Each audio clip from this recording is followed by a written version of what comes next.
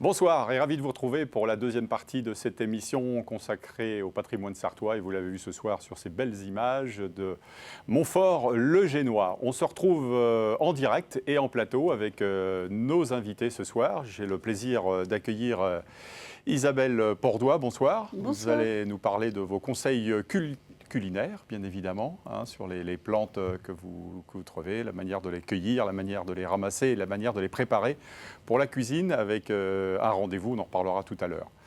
Pilou Souchère, l'inénarrable, spécialiste du patois sarthois, qui nous a sûrement préparé un petit texte dont il a le secret, évidemment. Exactement.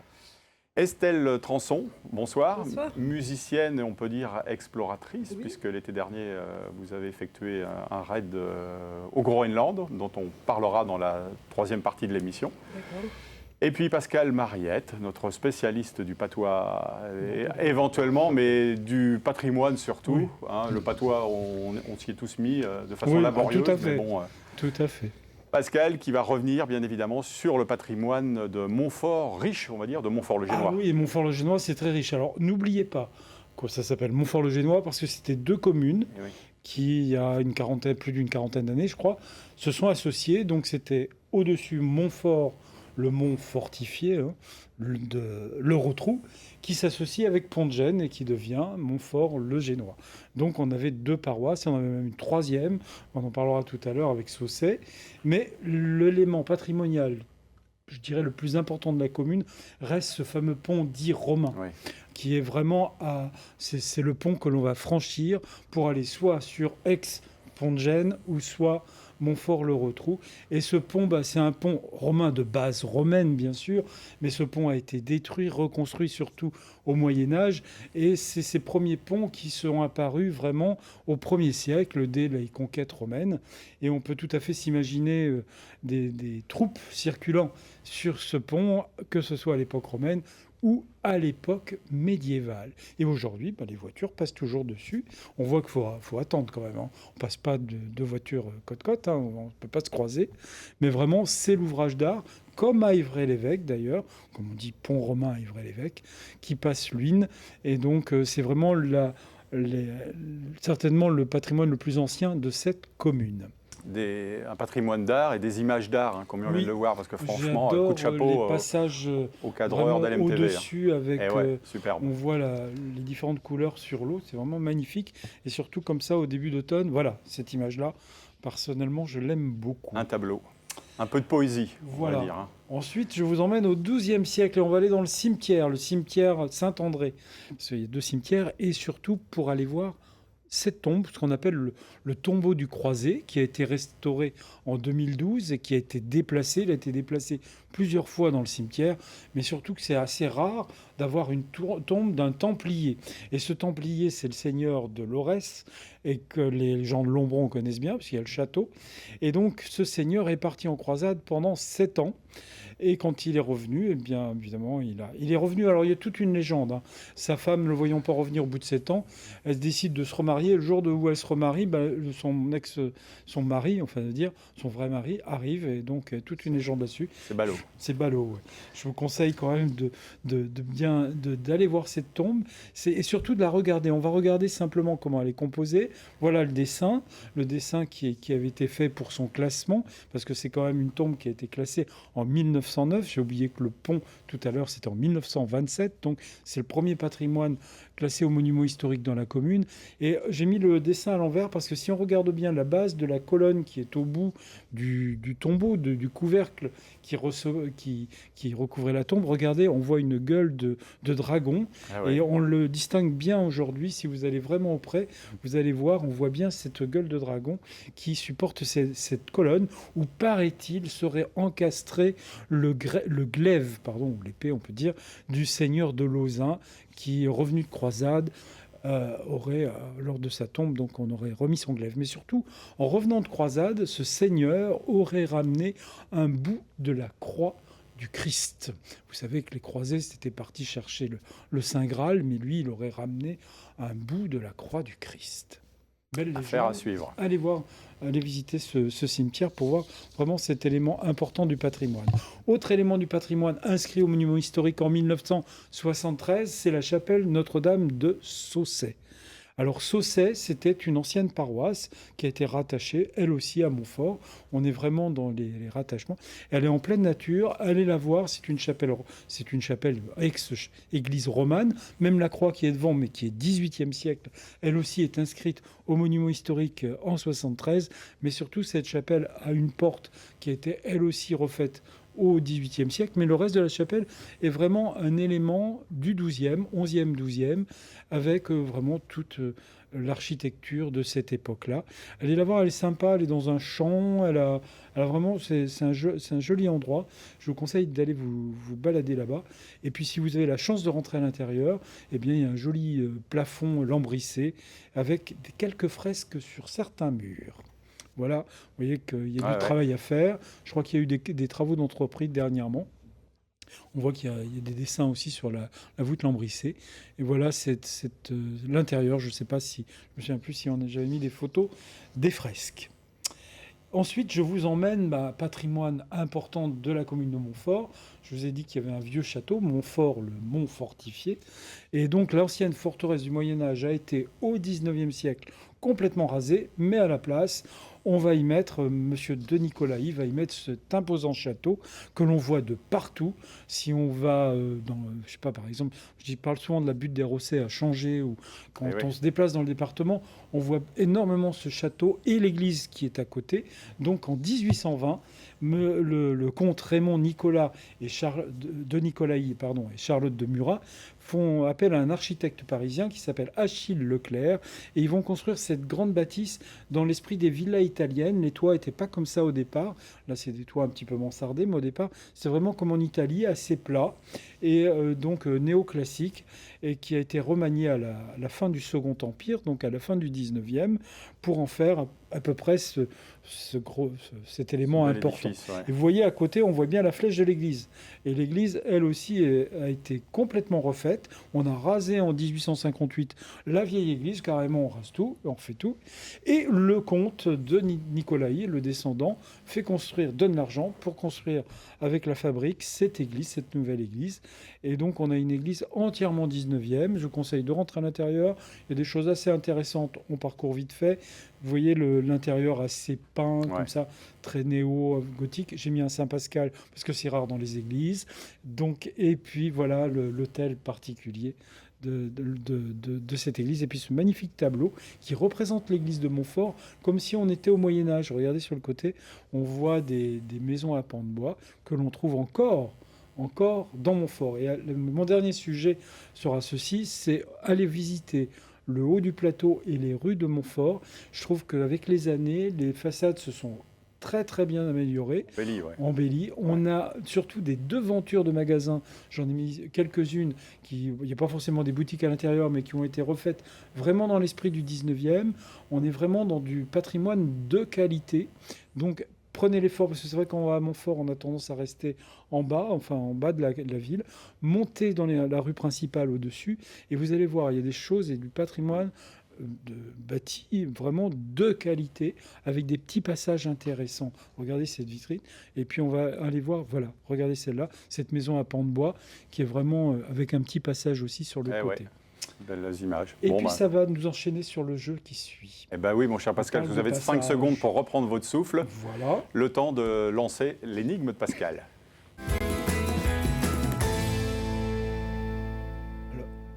Alors, mon énigme du jour, je vais vous parler de petits passages. Il y a un passage particulier qui porte un nom pas commun.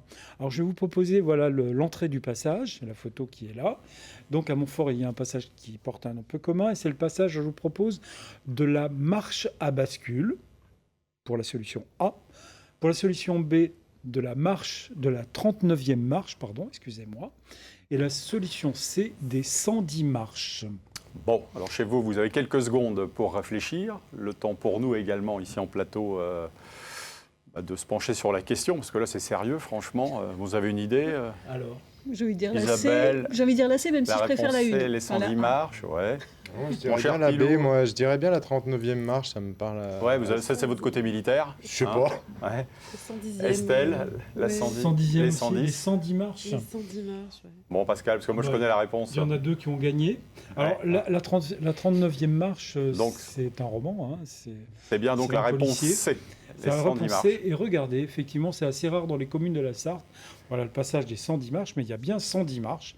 Vous avez, en partant du bas de la commune et en montant jusque sur le plateau, la rue principale, bah regardez, vous avez bien ces 110 marches. À savoir que celle du tunnel, il y en a 117. Vous voyez, on n'est pas loin. Hein. Ouais. À 7 marches près, on a à peu près la hauteur du tunnel du Mans. Vous êtes sûr qu'il y en a Donc, 110, ouais Oui, 110. 110. Moi, je les ai descendus et montés. J'ai Bon, compté. ah oui, d'accord. Je me suis même demandé C'est s'il n'y avait vérifié. pas une de trop, une de plus. Ouais. Et donc, vraiment, allez parcourir. Vous pouvez vous garer en bas, d'ailleurs, et monter dans le bourg par ces marches. Bon, ok, c'est un parcours de sportif. Je pense Voilà. que les sportifs s'en servent d'ailleurs comme préparation. Ouais, hein. Je pense ouais. que dans les entraînements, dans le fond travail foncier, c'est une bonne chose. Bon, super. Merci Pascal pour ce descriptif exhaustif sur la commune de Montfort-le-Génois. Sans transition, Montfort-le-Génois, patois, ça rime.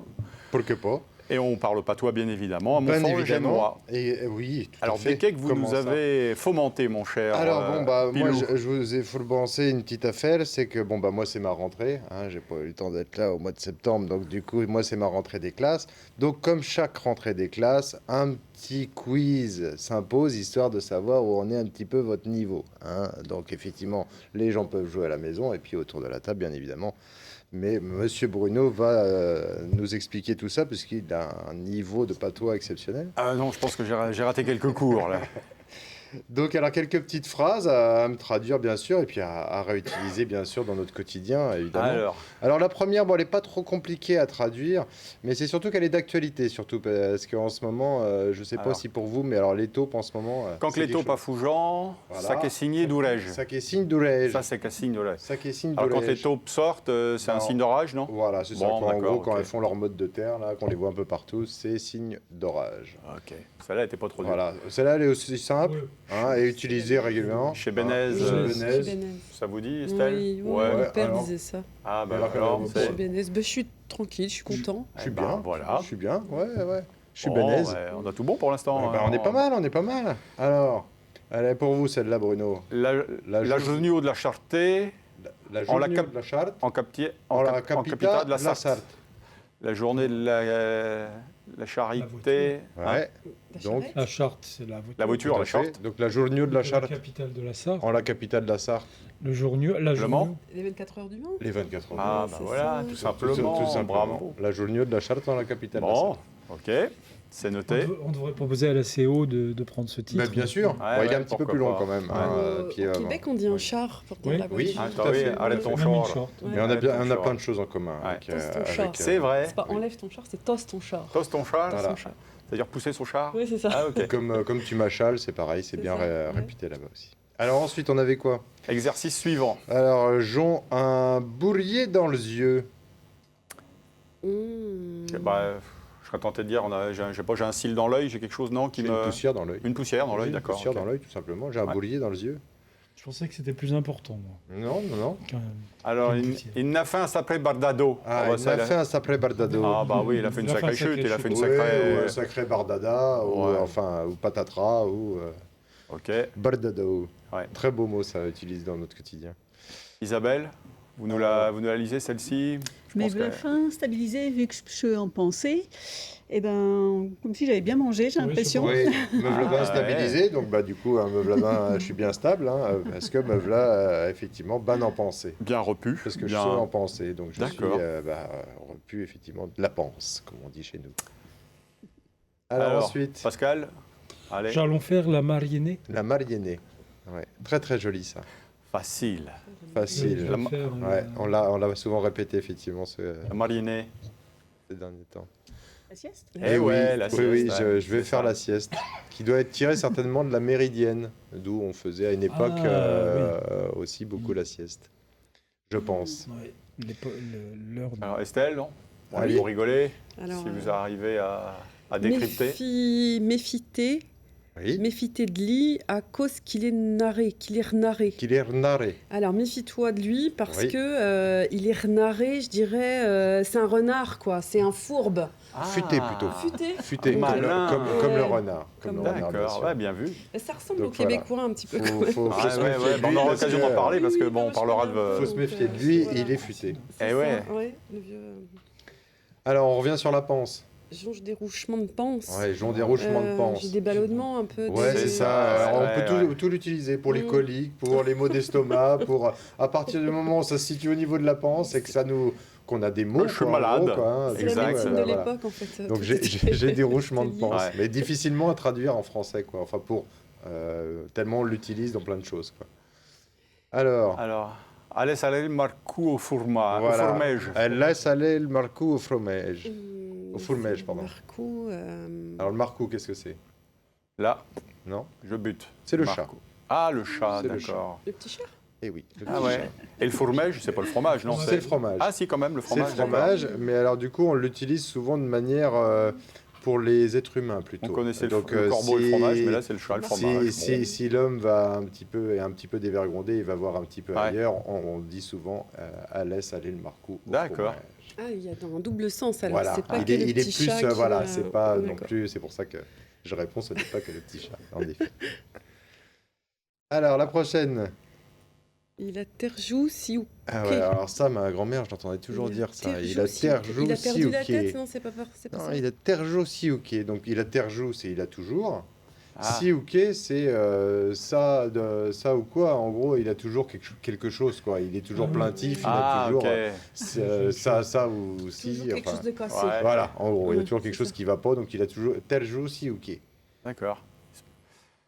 Alors, les types un peu casuels, style-là. Casuel. Casuel, qu'est-ce que ça peut bien vouloir dire? Donc, il est typant un peu, ça va. Casanier on va- Me Non, pas soumettons du tout. dans l'oreillette Pas Non, du c'est tout. pas ça. Non, non, Ouais. non, bah, mauvaise aide dans l'oreillette. Non, casuel, c'est fragile. Ah oui, c'est ça. Ah, casuel. Fragile, voilà. Type un peu qu'on peut fragile, dire, styla. Styla, donc. Qui peut se casser, quoi, du coup, Ouais. certainement, en lien avec ça. Bon, on a noté. Voilà. Alors, il a le proverbe haut. Ah, c'est-à-dire qu'il parle fort, non Il On faut- le dit aussi pour ça, mais c'est principalement pour celui qui est bavard. Et qui ne fait que ça, quoi. Et donc, fait il, que a, de- il a le proverbe haut parce que, bah, Il n'arrêtant pas de jacter, ou En il n'arrêtant gros, pas de en gros, c'est causer, ça, il quoi. Il n'arrêtant arrête pas de... pas Il de a un causer, débit, Voilà. d'accord. Il faisant que de causer. On a marché sur sa longe. Ah ouais, il n'a marché sur sa longe. C'est pas la longe pour l'animal. Exactement. Le cheval. Pour le petit veau, souvent, Oui. la longe, on l'appelait en tout cas pour C'est le ça. petit veau. Mais le fait il a marché sur sa longe, ça veut dire quoi Eh ben, qui s'est trompé, Ah, d'accord. Ok, tout simplement, quoi. d'accord. Alors bon, c'est point le tout, mais à cette heure, faut qu'on en définisse. Ah bah ça c'est facile. Ah, Bah c'est pas voilà, c'est pas à cette heure. Bon, bah, Voilà, Maintenant. faut Maintenant. qu'on avance quoi. ouais, ouais. maintenant. On avance, faut qu'on. donc bon, c'est point le tout, mais maintenant, il faut qu'on en finisse. Voilà. Bon, bah, Voilà, on tout va en simplement. finir. Nous, on alors. dit On avance. définisse en Ouais. patois. On en rajoute le petit proverbe D. Bon, bah, on va en finir alors. Ah bah, Hein, c'est le- on en c'est- définisse. c'est- On en définit. Hein, c'est le Ah, mot. Attends, une petite- encore une, allez. petite dernière, allez. Ouais, allez. Il a rouché du Il- mouton pour. Pour avoir corde de la laine dans les oreilles.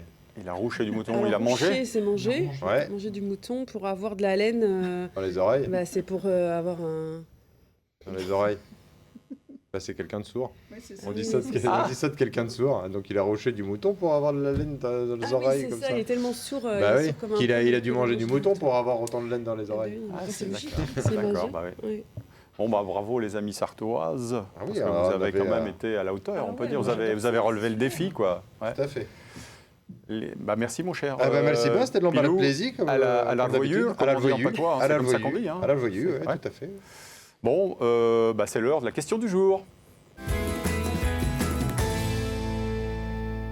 Alors, l'histoire du jour, oui, autant pour moi. Alors, pourquoi le nom de Jacques Triget, né à Mamers en 1801 et ingénieur géologue réputé, figure dans l'histoire de France? Alors, il y a trois propositions. A, son nom est inscrit sur la Tour Eiffel.